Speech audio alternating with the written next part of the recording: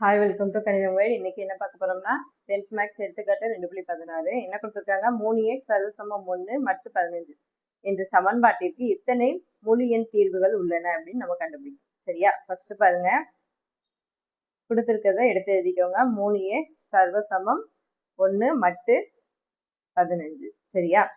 இப்போ நம்மளுக்கு equal to மட்டை வந்து வெளியே எடுத்து எழுதணும்னா என்ன செய்வோம், இந்த 1 வந்து இந்த சைடு கொண்டு வருவோம். என்ன வரும், 3x - 1 ஈக்குவல் டு இங்க 15 பக்கத்துல ஏதாவது ஒரு லெட்டர் போடுவோம், கேன்னு போட்டுக்கோங்க. சரிங்களா?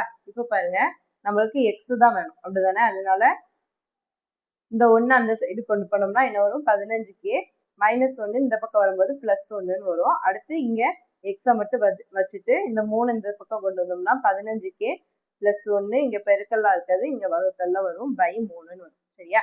இப்போ இந்த 3 இந்த ரெண்டுக்குமே பொதுவானது, அதனால தனித்தனியா பிரிச்சு எழுதிக்கோங்க. 15k/3 +1/3. சரியா? இதை அடிச்சோம்னா என்ன வரும், 1 3 3 I 3 15. இங்க வந்து இதை அடிக்க முடியாது, அதனால அப்படி எழுதிக்கோங்க, 5k +1/3.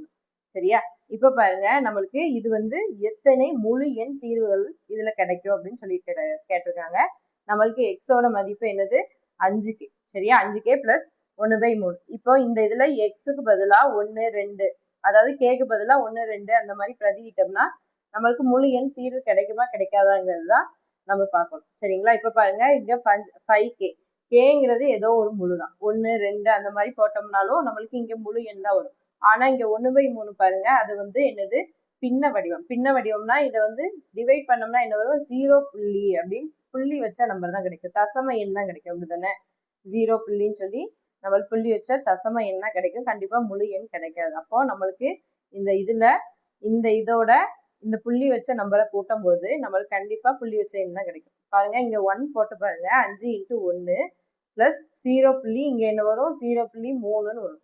சரியா? 0.3 கூட்டினோம்னா என்ன வரும், 5.3ன்னு வரும். அப்போ இது என்னது, புள்ளி வச்ச எண், முழு எண்ணே கிடையாது. அப்படிதானே? அப்போ நம்மளுக்கு கண்டிப்பா இந்த இதுக்கு தீர்வு வந்து முழு எண் கிடைக்காது. சரிங்களா? அதை வந்து எழுதிருங்க. சரியா? பாருங்க, 5k என்பது பாருங்க, 5kங்கிறது ஒரு முழு எண், ஆனா 5k + 1/3ங்கிறது ஒரு முழு எண் கிடையாது. சரியா? அதனால இதுக்கு வந்து முழு எண் தீர்வே கிடையாது அப்படின்னு சொல்லி எழுதிக்கோங்க. தேங்க்யூ ஃபார் வாட்சிங். சேனலை வந்து சப்ஸ்கிரைப் பண்ணி வச்சுக்கோங்க.